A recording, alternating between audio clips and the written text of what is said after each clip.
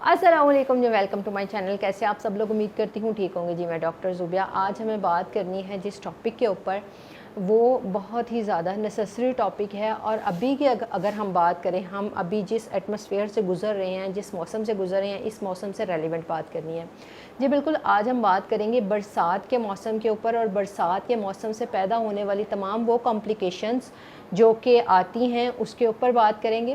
बरसात का मौसम जो है वो अपनी तमाम तर खूबसूरती के बावजूद, मतलब इसमें जितनी ज़्यादा खूबसूरती होती है, जितनी ज़्यादा बारिशें होती हैं, इसके साथ साथ जो है वो बहुत सारी ऐसी कॉम्प्लिकेशंस हैं जो इंसानी सेहत जिससे मुतासिर होती है, इंसानी जिस्म पर जो है वो असरअंदाज होती हैं। आज की वीडियो में जो है वो हम इन तमाम प्रॉब्लम्स के ऊपर, इन तमाम कॉम्प्लिकेशंस के ऊपर बात करेंगे।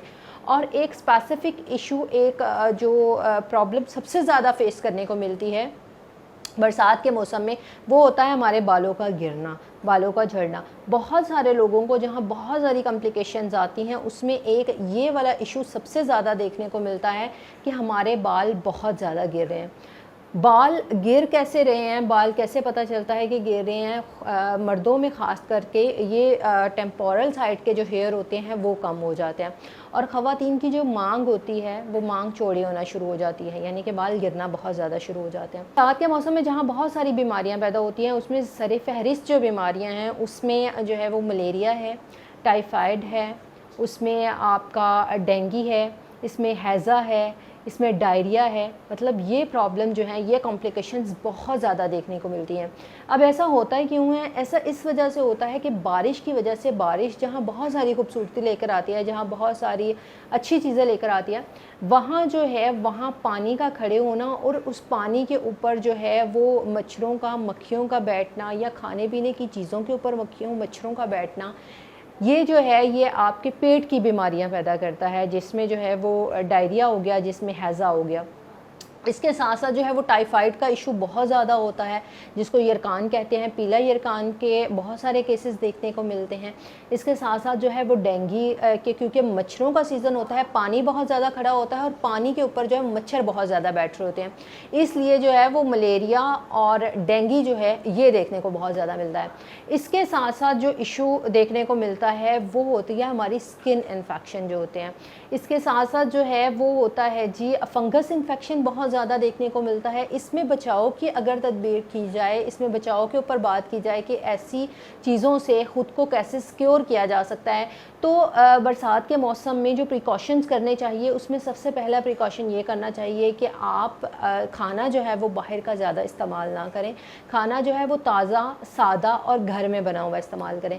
बाहर के खाने में जो जब मक्खियाँ या मच्छर या इस तरह की चीज़ें बहती हैं, कुछ बैक्टीरियाज़ होते हैं, तो उसकी वजह से आपको डायरिया होने के चांसेस होते हैं। इसलिए बाहर का खाना जो है वो बिल्कुल परहेज़ करें, बाहर का खाना नहीं खाना चाहिए। दूसरी, अपने कूड़ेदान के ऊपर जो है वो इस तरह के मक्खियाँ मच्छर जब बैठते हैं, तो ये बहुत सारी बीमारियों का, वही मक्खियाँ मच्छर आपके खाने पीने की चीज़ों पर बैठते हैं, तो ये बहुत सी बीमारियों का सबब बनते हैं। इसके साथ साथ एक और चीज़ कि जो आप कूलर्स वगैरह, एयर कूलर्स वगैरह चलाते हो, इसके अंदर जो पानी होता है उसको डेली जो है वो साफ़ करना लाजमी है। इसके ऊपर जब मच्छर बैठेंगे तो ये डेंगू का सबब बनेंगे, ये मलेरिया का सबब बनेंगे। तो ये कुछ प्रिकॉशंस हैं। इसके साथ साथ जो है वो फंगस इन्फेक्शन बहुत ज़्यादा होता है। अगर कोई इंसान, किसी को कोई ज़ख़म है और उस ज़ख़म के ऊपर कोई मक्खी या मच्छर या कोई इन्फेक्टेड इस तरह का इंसेक्ट जो है वो बैठता है, तो वो ज़ख़म ख़राब होने के बहुत ज़्यादा चांसेस होते हैं। बरसात के मौसम में जहाँ बहुत सारे इश्यूज़ होते हैं, वहाँ आपका कोई भी अगर वांड है वो ख़राब होने के चांसेस बहुत ज़्यादा होते हैं, उस ज़ख़म के बिगड़ने के चांसेस बहुत ज़्यादा होते हैं। इसलिए उसको भी, उस पर भी एहतियात करना चाहिए, डेली के रूटीन से उसको साफ़ करना चाहिए। अब यहाँ पे हम बात करते हैं थोड़ी सी स्किन के ऊपर, कि स्किन की बहुत सारी कॉम्प्लिकेशंस जो हैं वो देखने को मिलती हैं बरसात के मौसम में। ये प्रॉब्लम ज़्यादातर उन लोगों के लिए आती है जिनकी स्किन जो है वो बहुत ज़्यादा ऑयली होती है, और जिनकी स्किन जो है वो बहुत उनके उसके मसाम खुले हुए होते हैं, यानी कि ओपन पोर्स का मसला जिनको बहुत ज़्यादा होता है। उनके लिए ये इशू बहुत ज़्यादा होता है। इसमें सबसे पहला जो है और सबसे बेहतरीन तरीक़ाकार जो है ख़ुद को सिक्योर करने का, वो ये है कि अपनी स्किन को डेली के रूटीन से इसकी एक्सफोलिएशन करनी चाहिए, इसको क्लीन लाजमी तौर पे करना चाहिए। स्किन की क्लींजिंग जो है वो बहुत बेस्ट है। आप सारा दिन मतलब कितने भी डस्ट में या इस तरह के किसी भी इश्यूज़ में आप फंसे हुए होते हैं कि आपको टाइम नहीं मिलता, तो आप रात को सोने से पहले जो है वो क्लींजिंग लाजमी तौर पे करें। इसके साथ जो एक बेसिक प्रॉब्लम बरसात के मौसम में देखने को मिलता है वो होता है जी आपके बालों के गिरने का प्रॉब्लम, कि बाल बहुत ज़्यादा गिर रहे होते हैं। अगर हम नॉर्मल एक फ़िगर देखें तो 60 से 70 बाल जो हैं वो हर बंदे के डेली रूटीन से गिर रहे होते हैं। इतने बाल आपके कंघी करते या धोते या बांधते हुए जो है वो गिरते रहते हैं। 60 से 70 अगर बाल डेली रूटीन से गिरते हैं तो ये कोई इतना मसले की बात नहीं है। लेकिन अगर इससे ज़्यादा बाल आपके गिर रहे हैं, जो कि ख़ासकर बरसात के मौसम में होता है, तो आपको है बालों के गिरने का इशू है। बालों के गिरने के ऊपर एक स्पेसिफ़िक मेडिसन, एक बहुत ही बेस्ट रेमेडी जो है वो दी जाती है, वो है जी एसिड फॉस। एसिड फॉस जो है वो 200 की पोटेंसी में देनी चाहिए। ये कमज़ोर बालों के लिए, ऐसे बाल नॉर्मल रूटीन में भी जिन लोगों के बाल बहुत ज़्यादा कमज़ोर हैं और बाल कंघी करने के साथ ही गिरना शुरू हो जाते हैं, उन लोगों के लिए एसिड फॉस बहुत बेस्ट रेमेडी है। एसिड फॉस जो है वो आप किस पोटेंसी में देंगे? एसिड फॉस आप देंगे 200 की पोटेंसी में।